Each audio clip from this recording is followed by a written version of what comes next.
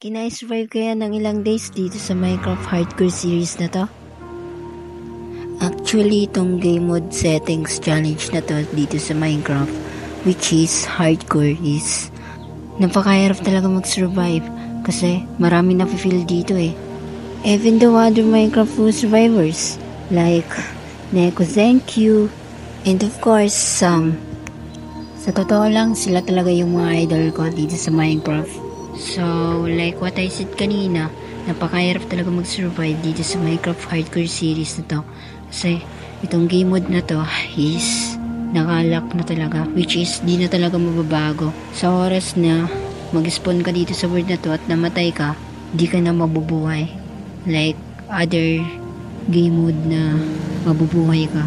Like Fistful, or easy, hard, normal, like ganun. Ito kasing hardcore is like real life, na tulad nating mga tao.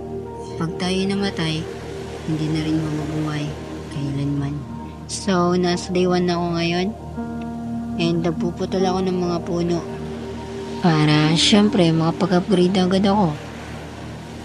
And also, gumawa din ako ng crafting table para makagawa na din ako ng mga pickaxe and other materials na kakailanganin ko.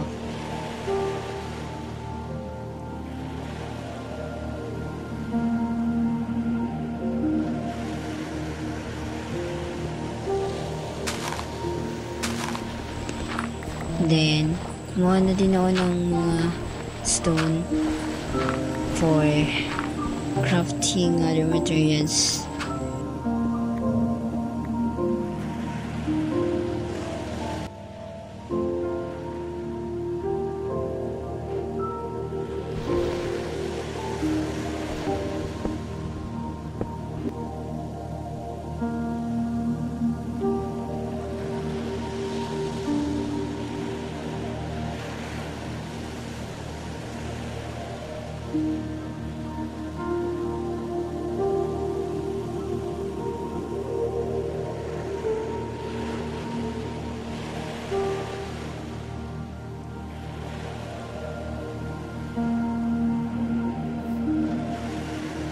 Pagkatapos ko naman gumawa ng mga stone, nag-gather ulit ako ng mga puno kasi wala na pala ako ng puno, kaya gumawa ulit ako. Siyempre, kumuha na din ako ng mga pagkain. Pumatay ako ng chicken and others na mga animals na pwede kong kainin.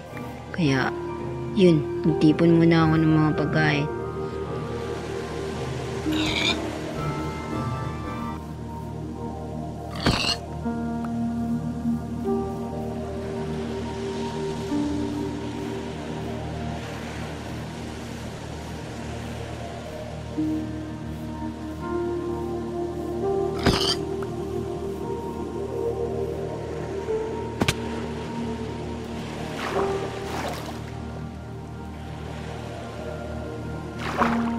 Kumuha na rin pala ako ng sickle dito sa dagat.